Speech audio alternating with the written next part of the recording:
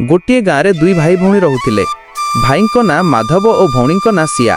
सेमानंको जन्म हेबा परे माँ बापांकर मृत्यु हो जाइथिला।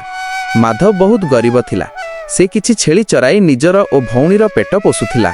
दिने माधव भौणी को कहिला, मु छेली मानंकु नहीं जंगल को जाउछि, तू मो पाई खाद्य प्रस्तुत करी रखिथिबु। सिया कहिला, ठीक अछि भाई। माधव छेली मानंकु नहीं जंगल को गला।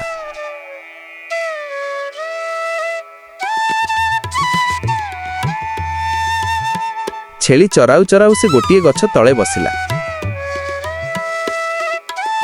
ऊपर को चाहिबा बेले से देखिला जे गछरे बहुत जामुकोली फळिछि। से खुशी होई भाबिला, किछि जामुकोली मु खाइबी ओ आउ किछि भौणी पाई घर को नहीं जीबी। सेही जंगल रे गोटे भालू रहुथिला। से प्रतिदिन सेही गछरु जामुकोली खाइबा को आसुथिला।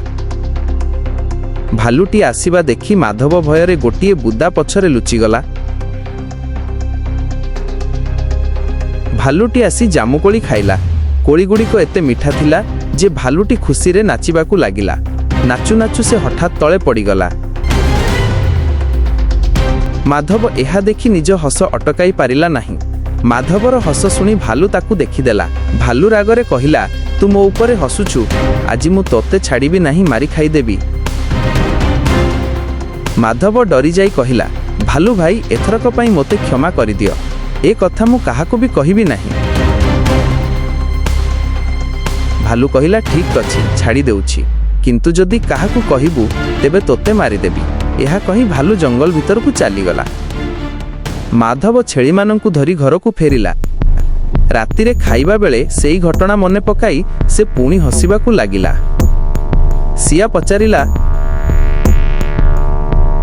भाई जंगल रु फेरिबा परे तुमे एमिति काहेकि हसुछ, कौन होईछि कुह। माधव कहिला, नाही नाही किछि होइनी। सिया जिद करी कहिला,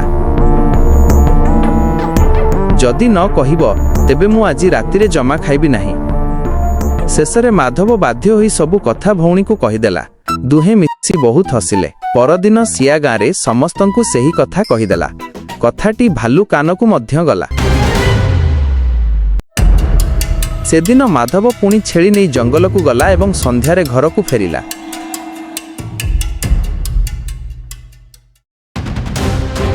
राति रे दुहे सोईथिबा बेले भालू आसी माधव सोईथिबा खाटिया को मुंडरे बोही जंगल को नहीं गला। भालू पूर्वरु सतर्क करिथिला जेउ कथाटी काहाकू न कहिबा पई, किंतु माधव ताहा रखि पारिला नाही। तेणु भालू रागरे माधव को मारिदेला। एहीपरि भावे माधव और भालू मध्यरे शत्रुता होई गला।